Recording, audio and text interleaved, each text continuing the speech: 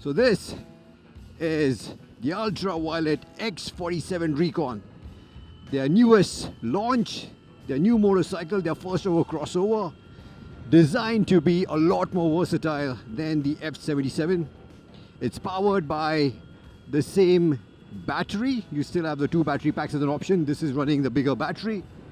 Makes the same 40 horses and on paper the same 100 Newton meters of torque. But what they have done with this is they have changed the final drive to a much shorter gearing overall, because the emphasis here is more of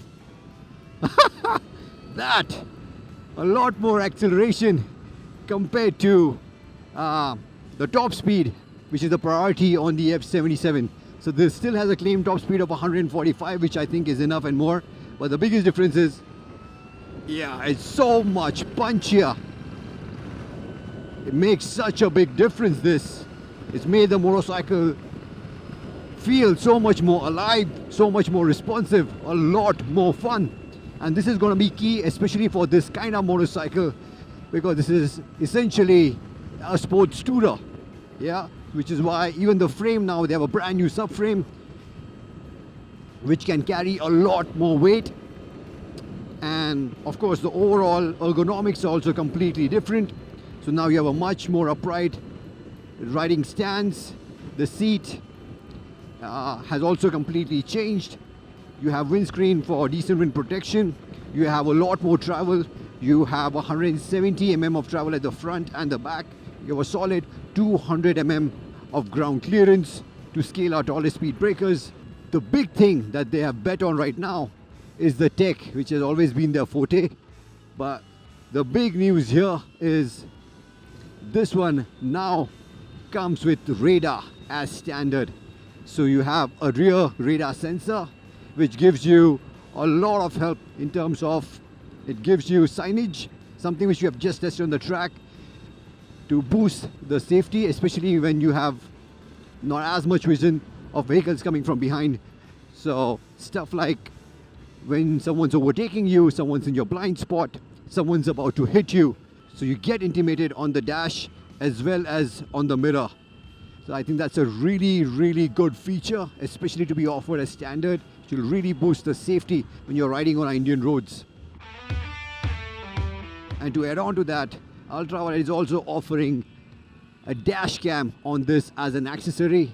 So you, along with the dash cam, you also get a separate screen which is constantly recording everything that's happening on the road. And not just that, also with the additional screen, you have more clear vision of what's happening behind you. You still continue to have 9 levels of regen, 4 levels of traction control. You have dual channel ABS, which is switchable. And with all the suspension travel, the idea here, of course, to give you really good ride quality. Comfort is a priority here. But what I love about this motorcycle is, even though this is like a soft sports tourer, when we rode this on the racetrack, it also really impressed us in terms of the agility, in terms of how sure-footed it felt. That again is down to the increase in the wheelbase. This has a different swing arm, has a different rake and trail, and I think they've hit that sweet spot between giving you the agility that you require to also use this in the city, but also on the highways at higher speeds, you have the stability that you need from this kind of a motorcycle. So a little bit of change of scenery. We have again turned away from the highway to more of the rural roads.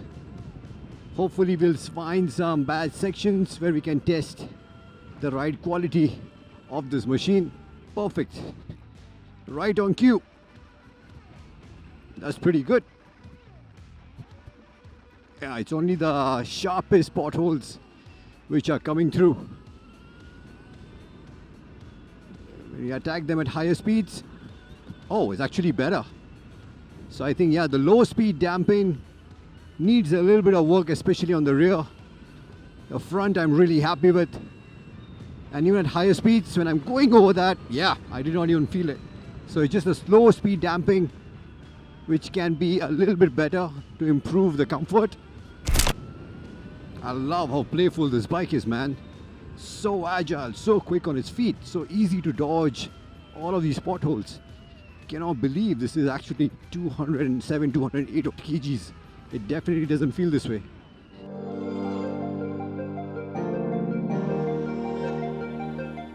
So I've spent a good amount of time on the X47, and the only logical conclusion that I've come to is, why did Ultraviolette wait so long? Because in my books at least, I think this makes a much stronger case than the F77 ever did for a majority of the audience who are essentially looking for a motorcycle as versatile as this, which can do pretty much everything. And that's what we did. We have started out by riding on the track, then we hit the highway, then we hit the really small B lanes, village roads, really bad roads, and overall I think the motorcycle has really stood its ground, has proved to be really versatile. The only things where I felt that it could be a little bit better from a touring perspective, I feel, is the rider's triangle. I feel is a little on the cramped side, especially for taller riders. I feel there could have been a little more room for taller riders to move around. Also, seat height is really approachable, but I think this can have a little more padding, because already in this short ride I felt like the seat wasn't the most comfortable, and yeah, I felt like I was kind of stuck in the same position. I was not able to move around as much. In terms of ride quality, again, it's a big check, especially at higher speeds. It does phenomenally well even when you hit a really bad stretch. The bike doesn't really throw you off, it absorbs pretty much everything. It's only on the slower speeds, on the crawling speeds, I felt that the rear damping, slow speed damping at the back could be a little bit better to be as good as the front feels in every kind of scenario. Center of mass being a little bit higher now because of the long travel suspension and the leverage of the wide handlebar also means that even on a track the bike feels really agile, really quick on its feet, but really stable at the same time, holds its line. Bike feels really light. Yeah, you do not feel at any point that it weighs 208 kgs at all. And the good thing about having an electric bike is even when you're moving this around in the parking lot, you have a reverse gear. So you can, even moving this around in the parking lot is going to be very easy. How this new final drive affects the overall range is something that we'll have to see. But I love this new final gearing because I think it's made the X47 so much more engaging to ride, even for enthusiasts like me in every kind of situation. For the first time I feel like I'm experiencing the immediate torque which electric vehicles are renowned for, because this catapults as soon as you open the gas. It's a lovely feeling.